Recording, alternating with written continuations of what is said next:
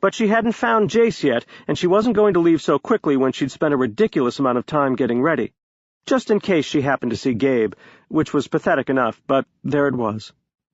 She smiled and braced herself, determined not to embarrass her brother by acting like a twit on his big night. And then, to her complete surprise, Gabe appeared, wading through the crowd, a scowl marring his face. He stepped in front of the two approaching men and took her arm, effectively herding her away before the men got to her. "Hello to you, too, Gabe," she said, shakily. There was something about the man that just made her stupid. She couldn't talk, couldn't think, couldn't form a single coherent thought. He probably thought it a miracle that she actually completed her degree and graduated with honors, even if he and Jace thought it was a perfectly useless degree. Jace had wanted her to pursue a business degree. He wanted to bring her into the family business. But she wasn't sure yet what she wanted to do, which was another source of exasperation to Jace. That made her feel guilty, because she had the luxury of taking time to make decisions. Jace had always provided generously for her, an apartment, whatever she needed, even though after graduating she'd made the effort not to rely on him for support. The people she'd graduated with had already moved into jobs. They were making a career. She was still working in a pastry shop part-time and dragging her feet as to what she wanted to do with the rest of her life. And that hesitation likely had a lot to do with her deluded fantasies regarding the man hauling her away by the arm. She had to get over this fixation with him and move on. She couldn't spend her whole life with the ridiculous notion that he was going to one day notice her and decide he had to have her. She greedily drank in the sight of him, like an addict getting their next high, like she'd gone far too long without that fix. He was a man whose presence filled any room he occupied. He wore his black hair cut short, styled with minimal product, just enough to give it an expensive, sophisticated look. He had the look of the sinful bad boy all the women went wild for. He had a total give-a-fuck attitude, and what Gabe wanted, Gabe always got. His confidence and arrogance were two things that drew her to him, had always drawn her to him. She was helpless to fight her attraction to him.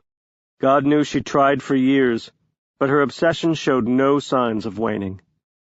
"Mia," he said in a low voice, "I didn't realize you were coming. Jace didn't say anything." "He doesn't know," she said with a smile. "I decided to surprise him. Where is he, by the way?" Brief discomfort entered Gabe's eyes. "He was called away. I'm not sure if he'll be back." Her smile slipped. "Oh." She glanced down self-consciously. "I guess I wasted a perfectly good dress on the occasion." His gaze slid lazily over her, making her feel as though he stripped her with no effort. "It's a nice dress." "I should probably go then. Not much point in my being here if Jace isn't." "You can stay with me," he said bluntly. Her eyes widened. Gabe had never really gone out of his way to spend any time with her. In fact, it seemed he'd tried to avoid her. It was enough to give her a complex. Oh, he was nice to her. He sent her gifts on special occasions, checked in on her to make sure she had what she needed. Not that Jace would have ever neglected to do the same, but he'd certainly never made it a point to spend more than a few moments in her presence. "Would you like to dance?" he asked. She stared at him in bewilderment, wondering where the real Gabe Hamilton was hiding. Gabe didn't dance. Oh, he could dance. It was just that he rarely did. The dance floor was filled with other couples, some older, some Gabe's age. She didn't see a single person her own age, but then most of the attendees were of that uber-wealthy, ultra-beautiful class that most 24-year-olds hadn't yet entered. Sure," she said. Why not? She was here. She'd spent 2 hours getting ready. Why let a perfectly good dress and awesome shoes go to waste? He put his hand to her back, and it was like being branded. She barely suppressed a shiver as he guided her toward the area reserved for dancing. Dancing with him was a bad idea in so many ways. How was she supposed to get over her infatuation if she kept putting herself in close proximity to him?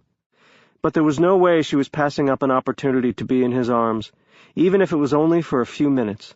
A few glorious, amazing minutes. The sultry tones of a saxophone mixed with the tinkle of a piano and the low throb of a bass. The music invaded her veins as she slid into Gabe's arms.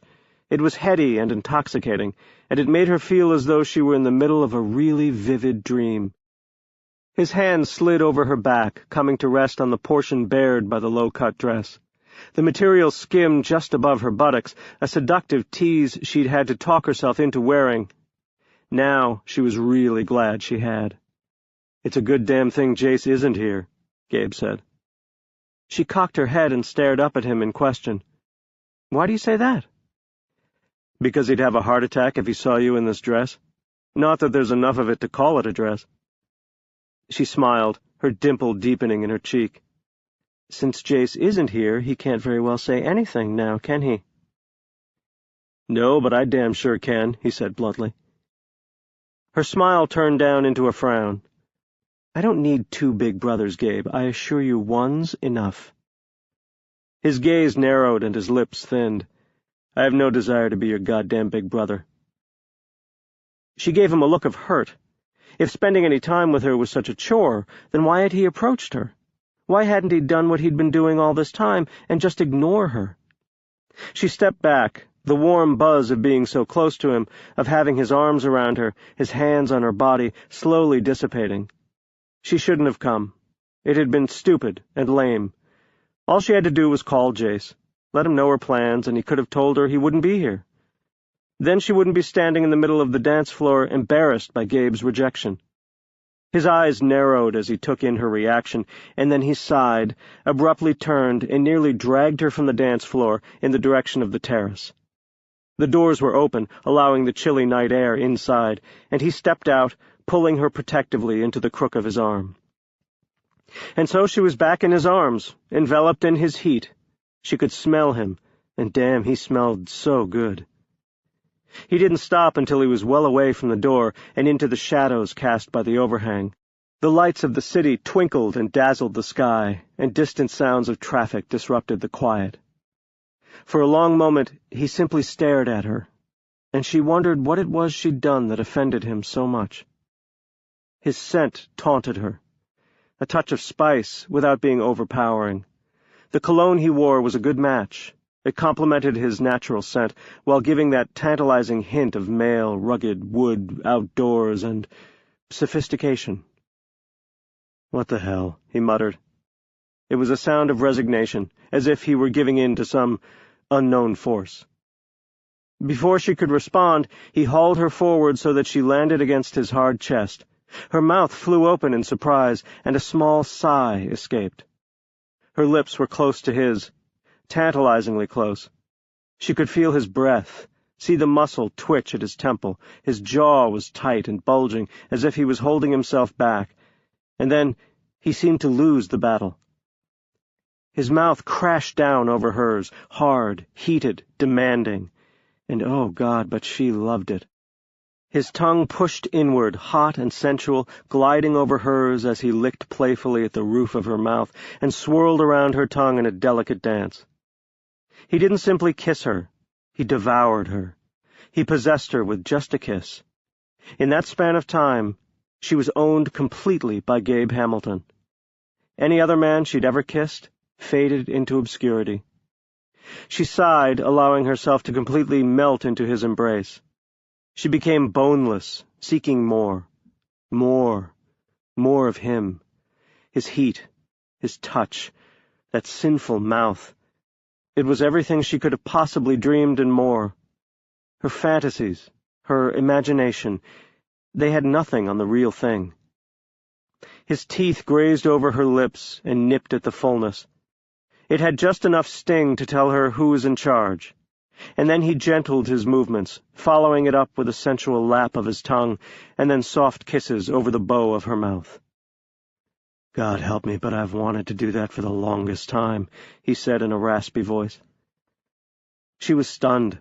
Her legs wobbled and shook, and she prayed she wouldn't go down, a victim of the heels she'd worn. Nothing could have prepared her for what had just happened. Gabe Hamilton had kissed her.